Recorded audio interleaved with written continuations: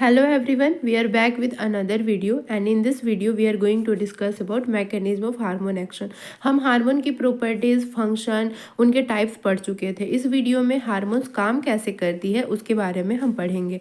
Hormones हम सब जानते हैं कि एक टीनी केमिकल मैसेंजर होता है जो हमारे बॉडी में ब्लड के थ्रू ट्रेवल करता है और इंडोक्राइन ग्लैंड के द्वारा सिक्रेट किया जाता है। इंडोक्राइन ग्लैंड हमारे बॉडी में डिफरेंट पार्ट पे लोकेटेड होते हैं।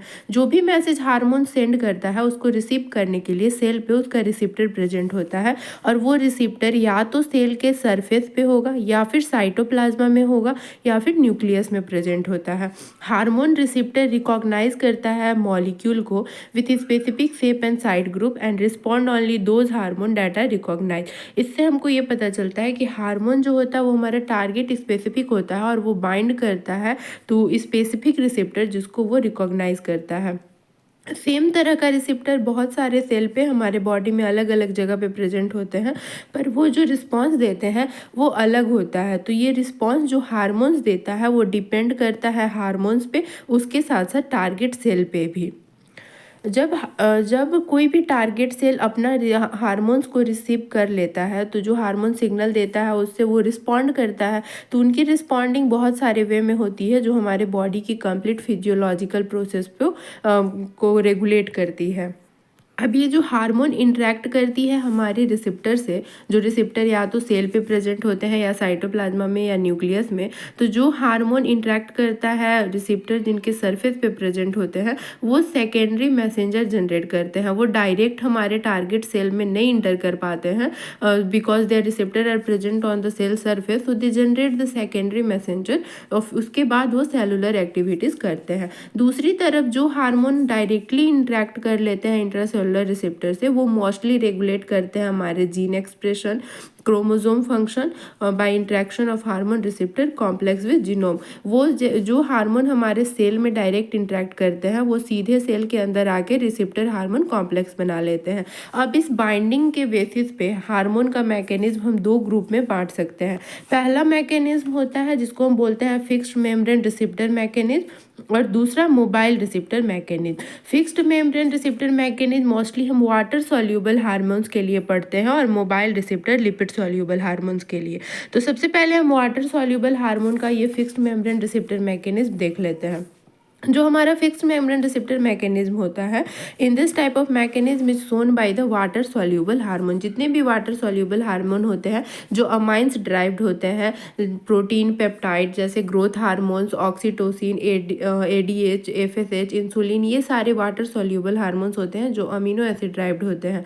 ये वाटर सॉल्यूबल हार्मोन हमारे सेल के अंदर नहीं जा पाते हैं क्योंकि प्लाज्मा मेम्ब्रेन इनकी परमेबिलिटी अलाउ नहीं करती है सेल के अंदर। तो ये हार्मोन्स क्या करते हैं कि सेल के सरफेस पे बाइंड करते हैं।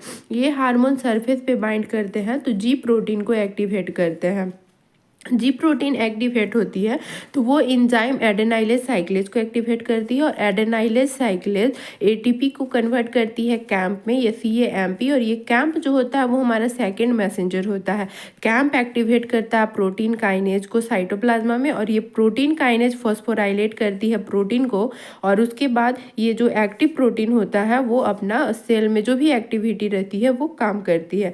हर बार सेकेंडरी मैसेंजर के लिए कैंप ही एक्टिवेट नहीं होती है, कभी इसके अल्टरनेटिव कैल्शियम आयन भी एक्ट करती है एज अ सेकेंडरी मैसेंजर। तो इस चीज़ को हम डायग्राम के थ्रू अभी अच्छे से देख लेते हैं।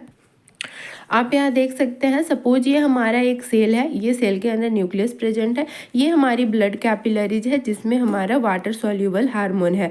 ये हार्मोन सेल के अंदर नहीं आ सकता इसलिए इसकी रिसेप्टर सरफेस पे प्रेजेंट है। जब ये हार्मोन रिसेप्टर से बाइंड करती है तो यहाँ जी प्रोटीन को एक्टिवेट करती है। This activated ji protein activate करती है एडेनाइलेज साइक्लेज एंजाइम को और ये एडेनाइलेज साइक्लेज सेकेंड मैसेंजर को जनरेट करती है। ये second messenger protein kinase kinase activity को एक्टिवेट करती है और ये प्रोटीन काइनेज, जो प्रोटीन काइनेज एक्टिवेट होता है वो प्रोटीन को फॉस्फोराइलेट करती है और इनएक्टिव प्रोटीन से एक्टिव प्रोटीन बनाती है और ये एक्टिव प्रोटीन जो भी सेल का फंक्शन होता है वो रिस्पॉन्स देता है उसके अकॉर्डिंग। फॉर एग्जाम्पल यहाँ पे FSH हार्मोन के एग्जाम्पल में आप देख सकते हैं कि कैसे वो सेकेंडरी मैसेंजर को पहले जनरेट करता है, फिर बायोकेमिकल रिस्पॉन्स देता है, फिर फिजियोलॉजिकल रिस्पॉन्स देता है लाइक ओवेरियन ग्रोथ एक्सेट्रा। जो दूसरा मैकेनिज्म होता है हार्मोन का वो मोबाइल रिसेप्टर हार्मोन मैकेनिज्म होता है। Mobile receptor lipid soluble hormone का होता है और ये हार्मोन सेल के अंदर डायरेक्टली इंटर कर जाते हैं। They can easily pass through the plasma membrane. This hormone bind to its receptor in cytosol. इनके जो रिसेप्टर होते हैं, जो हमारे मोबाइल रिसेप्टर हार्मोन मैकेनिज्म जो हमारा लिपिड सॉल्युबल हार्मोन के लिए होता है लाइक स्टेरॉयड हार्मोन, ये हार्मोन फैटी एसिड कोलेस्ट्रॉल से ड्राइव्ड होते हैं और ये प्लाज्मा मेम्ब्रेन में ईजिली पास कर जाते हैं। तो जब ये लिपिड सॉल्युबल हार्मोन हमारे साइटोप्लाज्मा में प्रेजेंट रिसेप्टर से बाइंड करते हैं तो वो रिसेप्टर हार्मोन कॉम्प्लेक्स बनाते हैं और ये रिसेप्टर हार्मोन कॉम्प्लेक्स फिर इंटर करता है न्यूक्लियस में और बाइंड करता है target gene on DNA। Then process of transcription and translation occur and desired protein synthesize within cytoplasm.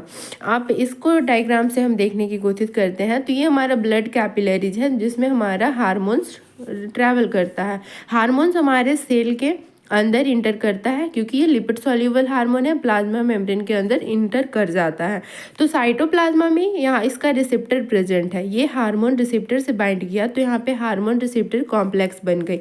फिर ये कॉम्प्लेक्स हमारा न्यूक्लियस में आता है और ट्रांसक्रिप्शन और ट्रांसलेशन के प्रोसेस से डिजायर्ड प्रोटीन जनरेट करता है और ये प्रोटीन फिर हमारा जो भी एक्टिविटीज़ होती है वो करती है। ये हार्मोन्स के एग्जांपल में आते हैं टेस्टोस्टेरोन, प्रोजेस्टेरोन, जिनके रिसेप्टर उनके न्यूक्लियस में प्रेजेंट होते हैं।